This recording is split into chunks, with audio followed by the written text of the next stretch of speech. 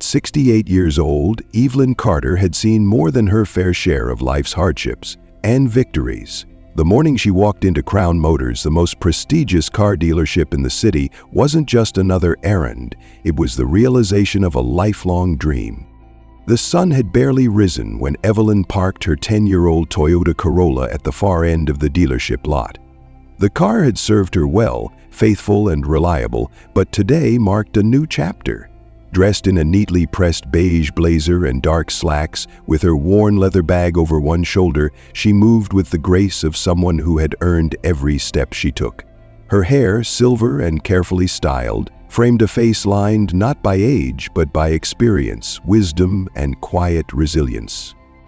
Inside the dealership, sleek luxury vehicles gleamed under spotless showroom lights, chrome accents sparkled, and the scent of leather interiors filled the air. It was a space that radiated wealth and exclusivity. Marble floors, chilled bottled water on silver trays, and soft jazz humming from hidden speakers. For most, the environment might have felt intimidating, but for Evelyn, it was the culmination of decades of sacrifice. Her love for cars wasn't newfound. As a young girl growing up in Birmingham, Alabama, she'd spent countless hours in her father's small auto repair garage. He had grease on his hands and stories in his heart. While other kids played hopscotch, Evelyn learned the hum of engines and the scent of motor oil. Her father used to show her glossy pages of Car and Driver magazine, pointing out Cadillacs and Lincolns, dreaming out loud of a day when his little girl might own one. That dream had stayed with her, quietly tucked away through years of struggle. Evelyn worked 2 jobs while attending night school, later building her own tech consulting business from scratch. She'd faced discrimination, setbacks, and moments of near defeat. But she pressed on, turning every no into a stepping stone toward yes. And now, standing at the entrance of Crown Motors, she felt the magnitude of this moment. She wasn't just here to buy a car. She was here to honor her father's dream and her own. The model she had her eye on, a sleek silver S-Class sedan, was more than just a vehicle. It was a symbol of how far she'd come. Evelyn adjusted her bag on her shoulder and stepped through the gleaming glass doors with a calm smile. She didn't expect red carpets or champagne, just a little kindness and the chance to sit behind the wheel of the car she had waited a lifetime to own. But kindness, as she was about to learn, wasn't always standard at Crown Motors. As Evelyn Carter took her first steps into the polished expanse of Crown Motors, she could feel the subtle shift in the room. Conversations dulled ever so slightly. A few glances were thrown her way, some curious, most dismissive. No one approached her, not a single welcome. Around her, men in tailored suits and women with diamonds dripping from their wrists were being offered sparkling water, French-pressed coffee, and personalized service. Salespeople hovered near them like bees to honey. Evelyn, in contrast, stood alone in her simple, elegant outfit. Nothing flashy, just smart and dignified. But in that space, luxury wasn't defined by confidence or character. It was defined by appearances. She began to walk quietly between the rows of vehicles, pausing at a sleek silver S-Class Mercedes. It was stunning. The soft leather interior, the precision stitching, the polished finish. It spoke of craftsmanship and comfort. She imagined herself on a quiet Sunday morning, cruising through the Blue Ridge Parkway, windows down, jazz playing low on the stereo. But while she admired the car, someone else had been watching her. Not with admiration, but with disdain. Todd Miller, the dealership's top salesman, made his way toward her, adjusting his navy suit jacket and flashing a smirk that didn't quite reach his eyes.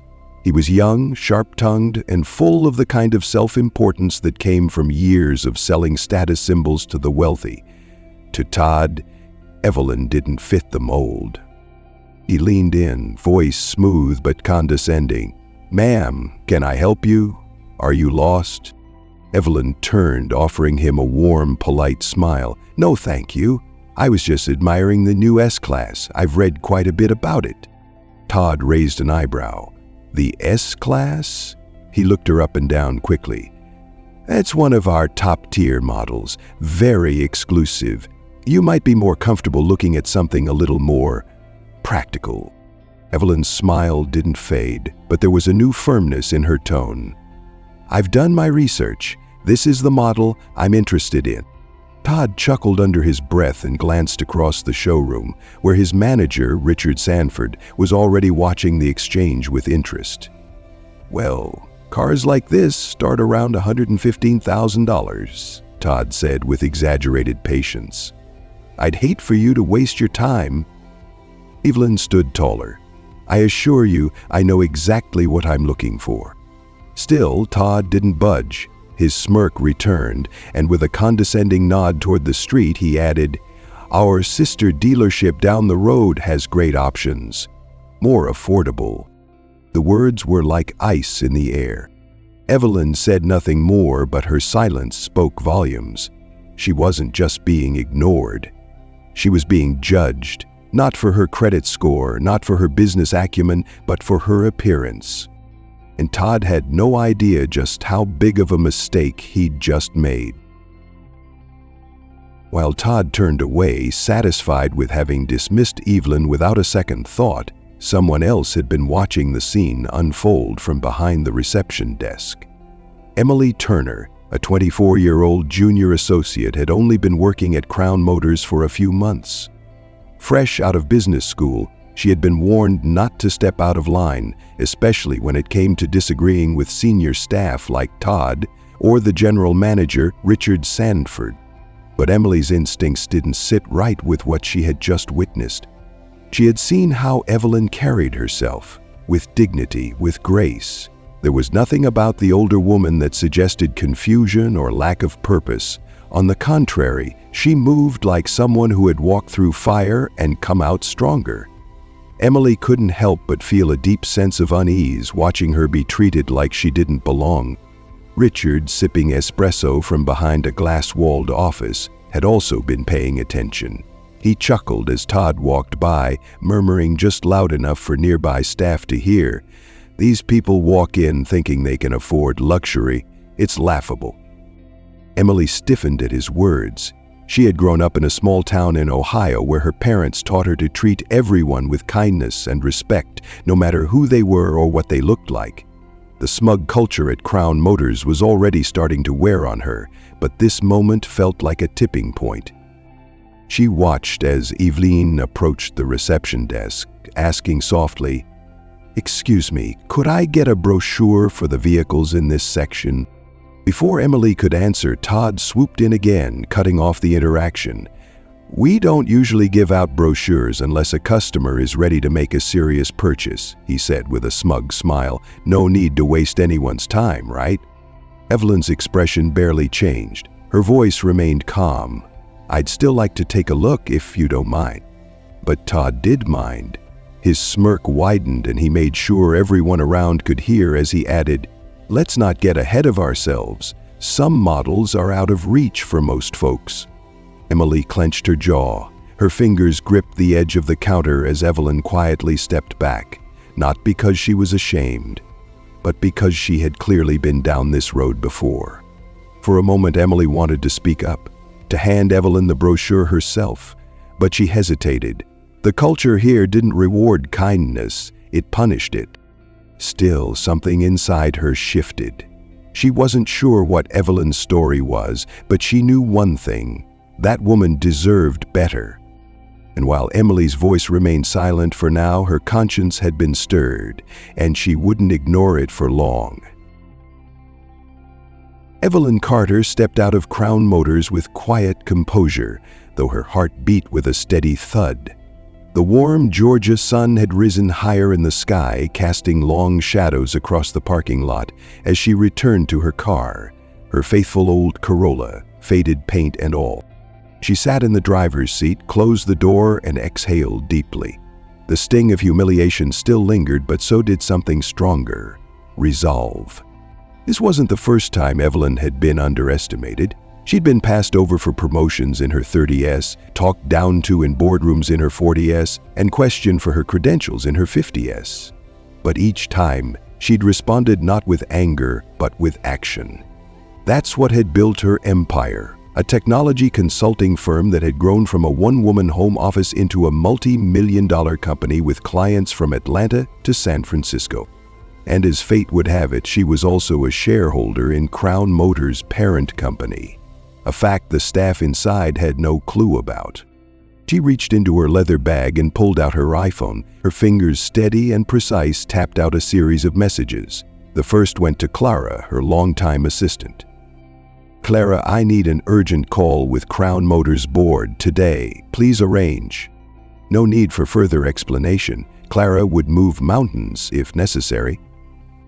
Next, Evelyn opened her contacts and called James Whitmore, a friend and board member who had served with her on multiple corporate initiatives. The call connected on the second ring. "Evelyn, everything okay?" His voice was warm, familiar. "Not quite," she replied, her voice calm but firm. "I just left one of your dealerships. The treatment I received was illuminating. I'd like to speak to the board, privately." There was a pause. Then James answered, "Understood. I'll set it up. You'll be heard." As she hung up, Evelyn wasn't angry. She was focused. She knew that people like Todd and Richard thrived in environments where accountability was rare and arrogance was rewarded. But she also knew something they didn't. Real power isn't loud. It's deliberate. She sent one more message, this time to her mentor and fellow investor, a woman who had once told her, "Don't waste your energy shouting. Move the pieces quietly. Let the results speak." Then she sat in stillness for a moment, staring at the very building where she'd been told moments earlier that she didn't belong. That dealership had no idea who had just walked out of its doors. But they were about to find out. 3 hours later, the double-glass doors of Crown Motors swung open again, but this time, Evelyn Carter didn't walk in alone.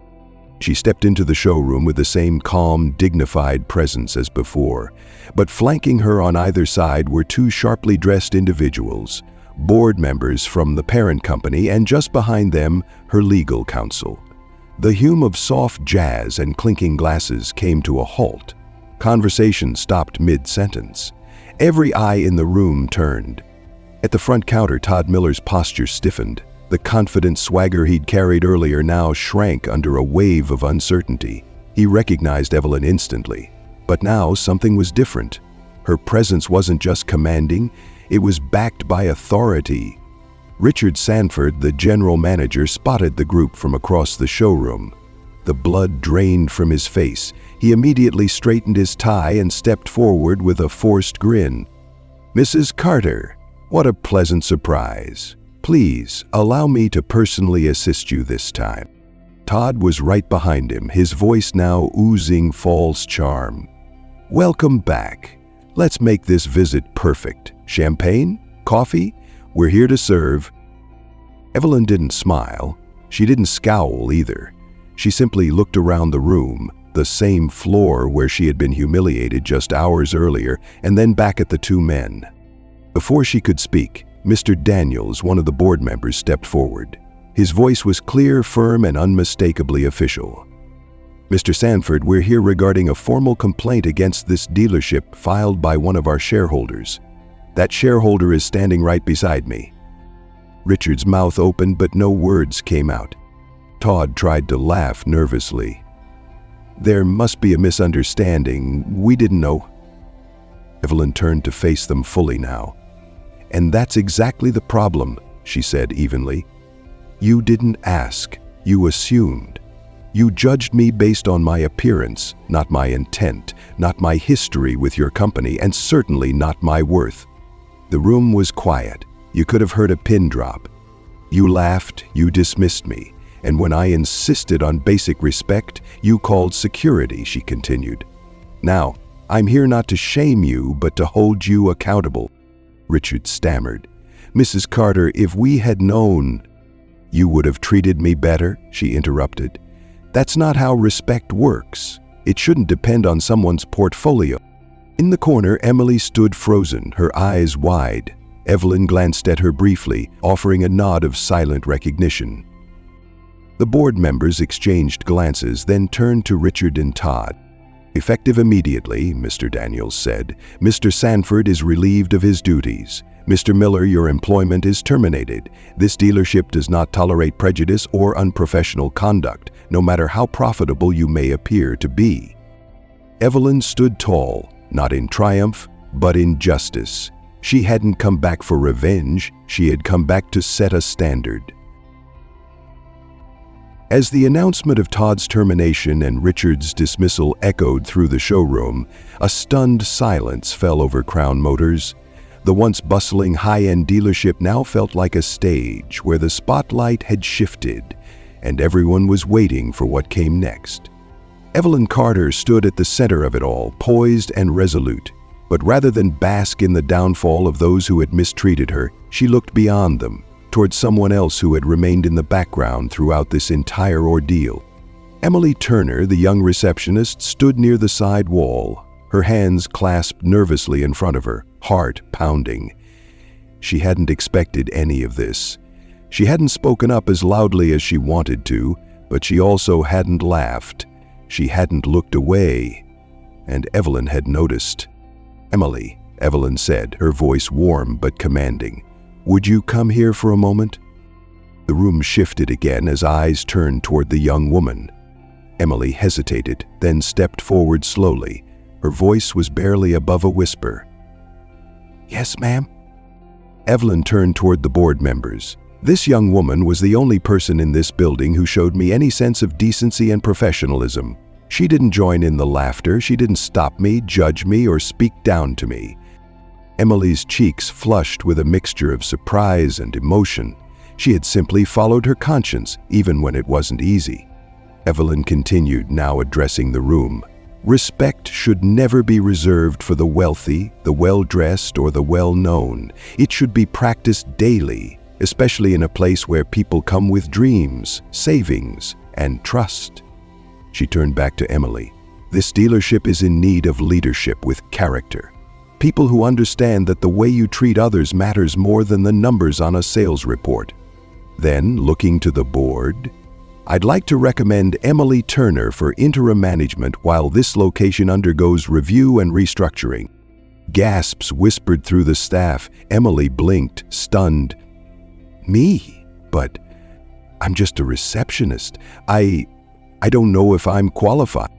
"You are," Evelyn said gently, offering the first full smile she had shown all day.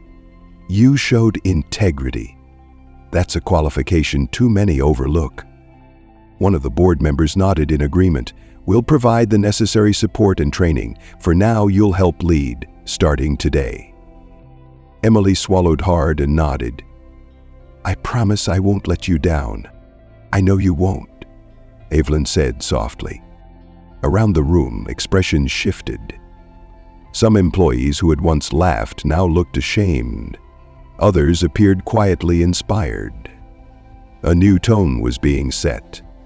Not one of punishment, but of possibility. Evelyn had not just demanded accountability, she had lifted up someone who represented the future. A quiet voice had been given a chance to lead. And that, she knew, was how real change began. With the final decisions made and the board members satisfied with the swift changes enacted, Evelyn Carter stepped away from the center of the showroom.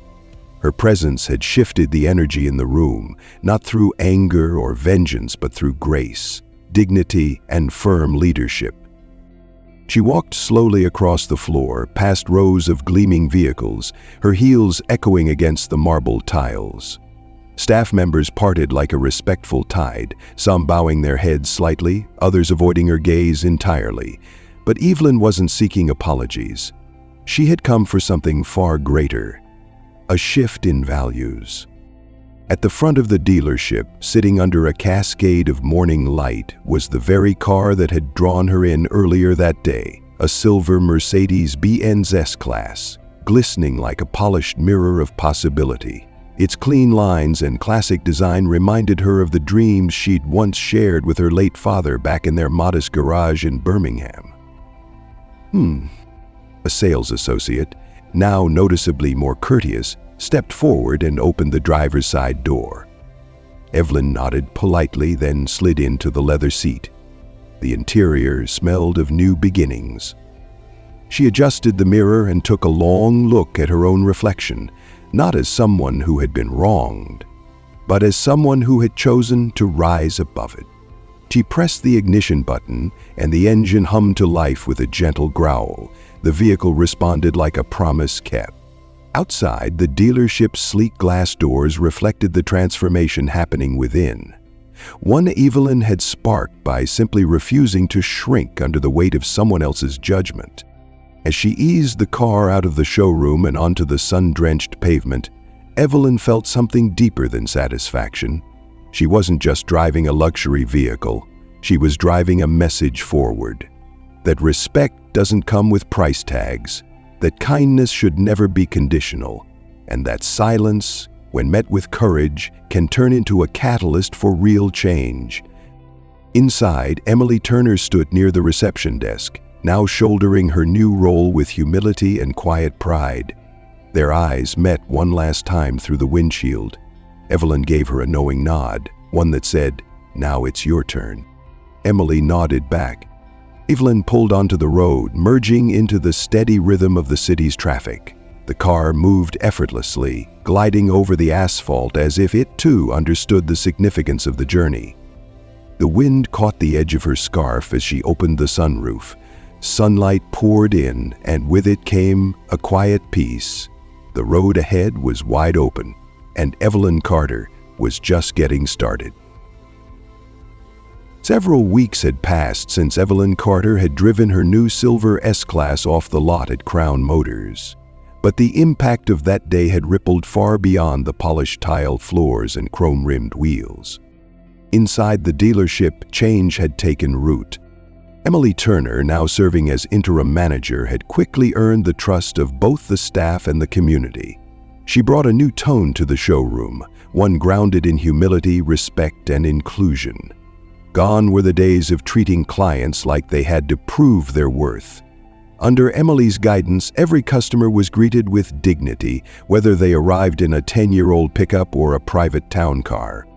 She'd started small, adding a suggestion box at the front desk, holding weekly team meetings, and even personally calling back customers who had left unsatisfied in the past. But what really changed the culture wasn't policy, it was presence. Emily led by example, and her inspiration? Meanwhile, Evelyn had quietly accepted a position on a new advisory panel for the company's corporate leadership. She didn't want headlines or press releases, she wanted accountability. And to ensure what had happened to her didn't happen to anyone else. One crisp Thursday morning, Evelyn visited the dealership again, not for business, but to check in on Emily. She entered the showroom to find a small but touching surprise. A framed photo of her father's garage, taken from an old Polaroid she had once shared with Emily during a private conversation. Beneath it, a plaque read, "Every dream starts in humble places. Respect all who walk through this door." Evelyn's eyes welled with quiet emotion. It wasn't about the car. It never had been. It was about something larger, about memory, legacy, and the power of standing up even when your voice shakes. Later that day, as she sat in a local diner sipping a cup of black coffee, no cream, just like her father used to drink it, an older couple at the next table struck up a conversation. They'd heard about what she did at that dealership and thanked her, not because they'd experienced the same thing, but because she had reminded them and their grandchildren that grace can be powerful and standing firm can change the world. Evelyn smiled. She hadn't sought to be a hero, she had simply wanted to buy a car. But life, as she well knew, had a way of turning ordinary moments into extraordinary turning points. If one dared to meet injustice not with rage, but with resolve. As she left the diner and stepped back into her car, the sunlight glinting off its hood, Evelyn Carter didn't feel like she'd won. She felt like she had planted something and finally it was beginning to grow. At its heart, Evelyn Carter's story is more than just a tale of justice served at a luxury car dealership. It's a reflection of enduring truths about dignity, resilience, and the quiet power of standing tall, especially in a world that too often makes assumptions based on appearance. For older adults, many of whom have weathered decades of challenges and change, this story strikes a deeply familiar chord. Evelyn's experience reminds us that age does not erase strength, and that the wisdom and perseverance built over a lifetime hold incredible value, even when others fail to see it. One of the key lessons here is the importance of self-worth, regardless of how others treat you. Evelyn was dismissed, mocked, and judged because she didn't look the part, yet she remained calm, composed, and grounded in who she was. That's something we can all take to heart. Never let someone else's small mind define your worth or shake your dignity. Especially as we age, society may try to sideline or underestimate us. But Evelyn reminds us that we still hold power, purpose, and influence, often more than people realize. Another takeaway is that kindness matters, even in silence. Emily, the young receptionist, didn't cause a scene or try to be a hero. She simply didn't join in the cruelty. Sometimes, not laughing when others do or choosing not to look away is a form of quiet courage. In our daily lives, whether at the store, at a doctor's office, or in line at the bank, small gestures of respect can ripple into something larger. And for those of us in later seasons of life, we have a unique role to model that kindness for younger generations, to pass down empathy and decency as part of our legacy. Finally, the story teaches us that grace is a form of power. Evelyn didn't lash out. She didn't seek revenge. She used her voice strategically, anchored by years of experience. That level of measured response takes maturity, patience, and wisdom, qualities that often come with age. In an increasingly fast, loud, and impulsive world, Evelyn shows us the value of slowing down, choosing our moment, and letting our actions speak louder than our emotion. Whether we're in our 60s, 70s, or beyond, there's something profoundly affirming in knowing that our lives, our lessons, can still shape the world around us. Evelyn's story reminds us you are never too old to make a difference, and never too wise to stop learning. So, carry yourself with grace, speak with truth, and never forget you've earned the right to be heard.